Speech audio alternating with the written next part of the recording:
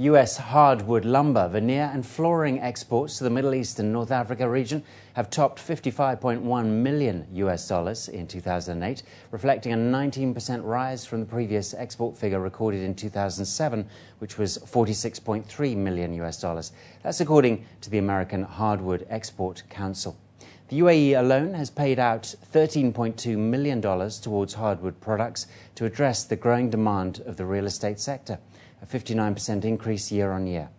Well, to tell us more about the figures and the requirements of wood, we have OrnGudmundsson, who is on the line from the Al Marouj Rotana Hotel here in Dubai. Thanks a lot for coming on Inside Business. And what's the current status of hardwood exports from the US?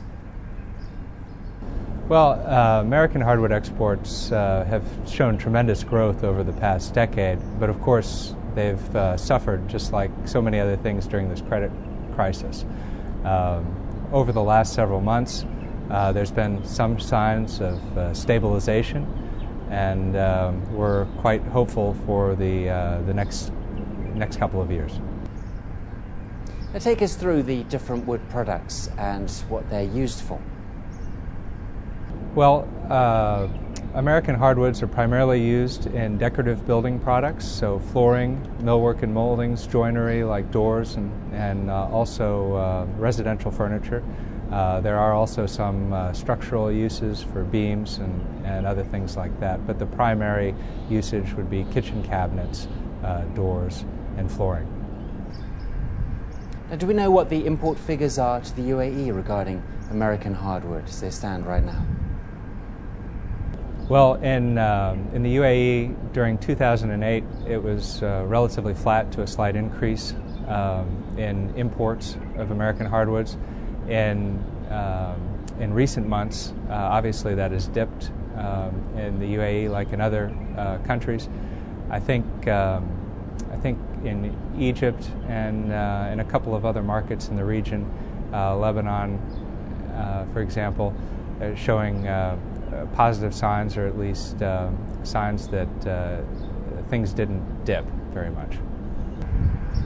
Let's talk about the environmental impacts. How is that being taken care of by your council? The American Hardwood Export Council has always taken a very active approach in environmental matters, and in recent years also legal matters. Consumers have asked legitimate questions about the products they're putting into their homes, whether they're sustainable from an environmental perspective and whether they're legal. And we're happy to say that in both cases, American hardwoods score very highly. We did an independent research study a couple of years ago, which confirmed that the risk of an illegal product entering into the American export trade is quite low. And from an environmental perspective, wood in general and American hardwoods in particular scores very highly. It's a permanent carbon store.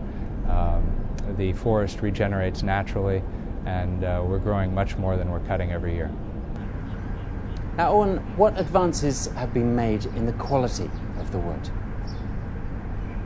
Well, in general terms, I would say that the quality of the American hardwood product has improved over the last couple of decades, partly because the average log size is getting larger, partly because I think we've been doing such a good job of communicating with our customers and tailoring the product to what our customers are really looking for.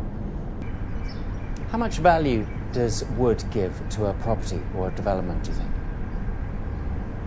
Wood adds a warmth and a richness to property, which I think is hard to imitate with other building materials. So, for example, in my own house, the hardwood floor I have is 65 years old now and is in perfect condition and still adds warmth and beauty, and I think it will for another 65 years too.